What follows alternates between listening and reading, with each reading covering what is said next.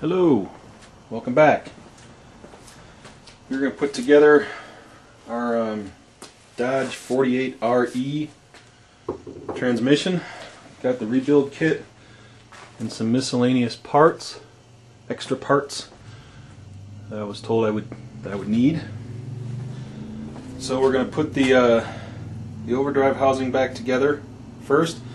By the way, this part is a part with that massive spring in it, and this is the part I took to my local guy, my local transmission shop. He put it in their press, they disassembled it, replaced the clutches, put it back together again against that big old spring so I could put it in a press because I didn't want to mess with it.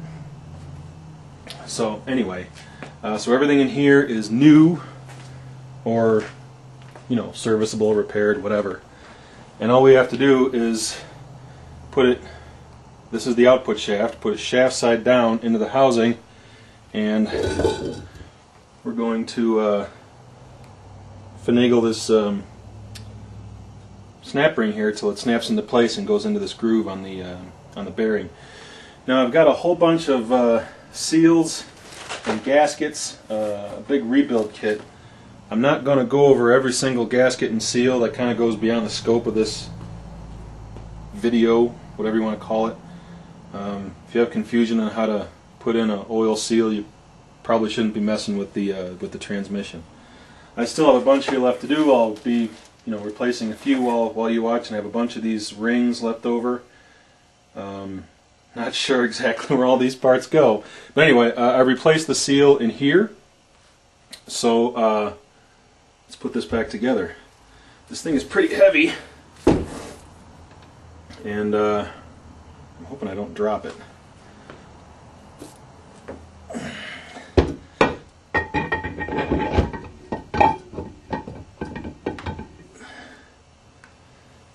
I'm trying to... Does that have to...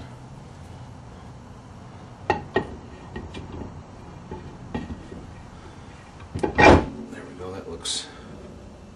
Okay, so we're on the bearing here now. So now I'm going to try to expand this snap ring in here, and there, it just snapped into place. Did it? There it goes. So now it's all the way in place. It's spinning on its bearing. Let me check with the park rod to make sure that the park thing engages. Park pawl or whatever you want to call it. I think that goes in here. Yeah, that's it. That's all this park rod does. It just moves into place, locks that so it doesn't turn. Now it's drivable. Now it's in park. Okay. Alright, well, I'm happy about that. So, I'm going to take a break, move the tripod, and we'll start preparing the case. Well, I'm a liar. There was actually more to do with this. I have to actually put the clutches in. So anyway, what we're going to do, this is the old clutch pack, and I'm missing one of these steel plates from the transmission shop, so I can't finish this part, but I can at least get started. So in here I have my my big old, let me pull it out here, big old backing plate. The manual says there's a step in here, but there is no step in this thing. So in any case, there's the backing plate for the clutch. I have my new clutch discs here, and I'm just going to put them in. And what we want to do is dip them in transmission fluid. The manual, you really should let them soak in transmission fluid, but letting them dip is just fine. So we're going to alternate between a friction plate and a steel plate. And again, I'm using new friction plates here. And I'm not going nuts with the fluid, I'm just letting them kind of get a little bit wet. And just putting them in.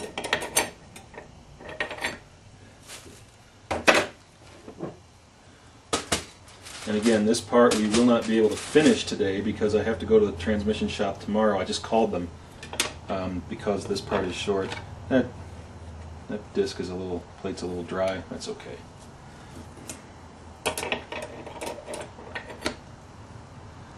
Why we put a little oil on these things is to help them disengage for the first time, to let oil in there. So, I mean, as long as there's some on there, I think it's okay. So anyway, there should be 6 steel plates and 6 friction plates.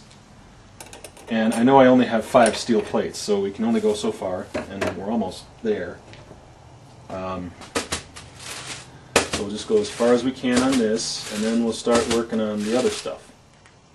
And then tomorrow, well, who knows? I don't know if we'll be able to finish tomorrow or not. So we'll go ahead and put one more friction disc on here and set this thing aside, because that's as far as we can go with that for today. Kind of move that around a little bit. Okay. So I'm going to move this over. Actually, in the interest of keeping my parts together, I'm going to put my... Now, there's a steel plate that goes on top of here, so this is not finished. I'm just putting these parts in here to kind of keep the parts together. Now, here is another clutched item. These are old friction plates. Going to throw those over here. Let me make sure I got the right snap ring for here. Okay, so this is the direct clutch housing. And let me see, make sure I got the right amount of steels. So 1, 2, 3, 4, 5, 6. 1, 2, 1, 2, 3, 4, 5 steels and a plate.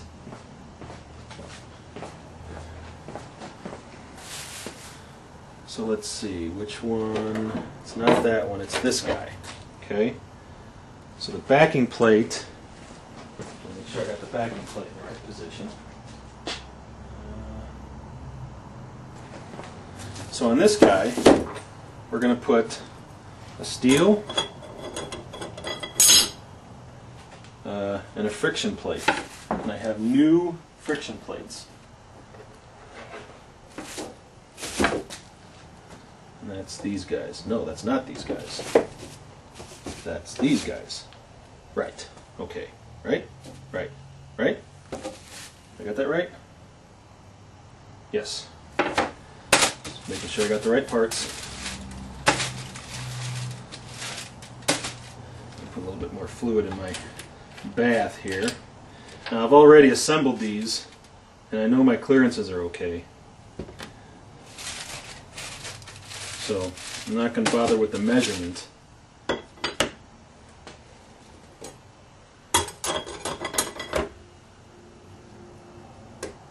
And this is the one that has damaged steels. We've got brand new steels. A couple of these were destroyed.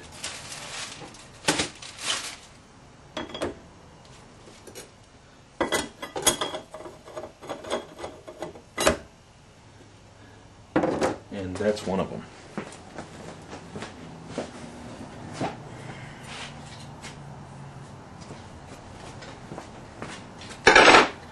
So you see how this was all burnt and messed up?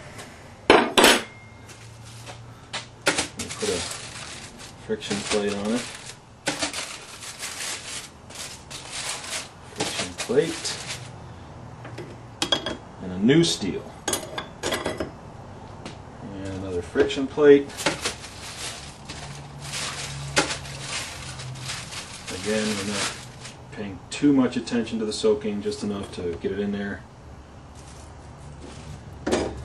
And here's another one that got damaged. So that's 2 steels that my guy ordered me, and that's this replacement. It's okay. A little bit more ATF on my little bath here. Again, friction plate. And here's the backing plate. Okay. Now this guy takes a wavy snap ring. Okay? So the wavy, that's not it. This is the wrong snap ring. There it is. Okay. Alright. So there's that. Now you measure in here with a feeler gauge and it gives you a dimension. The manual gives you a dimension. I know my dimension there is okay because I measured this already. So I'm not going to bother measuring it again. Okay, now we're going to do the other clutch. This is just a little box with, I cut a hole in it to make it easier for me to do this. Here is the backing plate, and we have a new friction plate. Get it all nice and wet.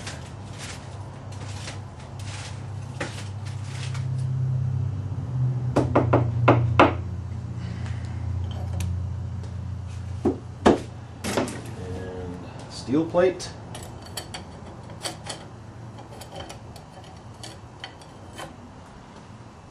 And the friction plate. There's only 4 friction plates in this particular clutch.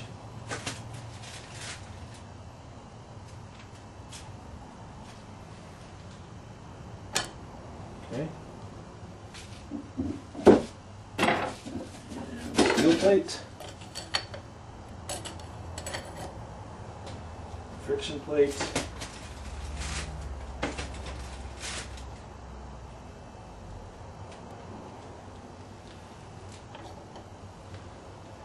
and steel plate,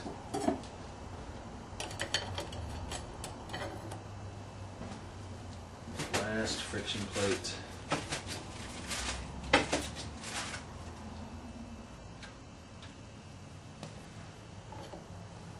and top plate, cover plate, whatever you want to call it. And the snap ring. Now this snap ring is what's called a selective snap ring.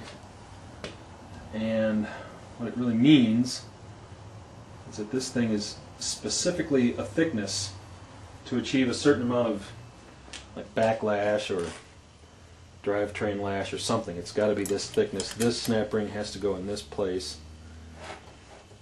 There are measurements that I should be taking later on as far as gear shift, you know, shaft end play and stuff like that.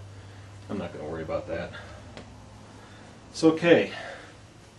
So we've got all of our new clutches in place. We've got this thing ready to go. Single unit. So what I'm going to do is just put a little plastic down here. So in this case, this thing, let this thing, you know, drain out.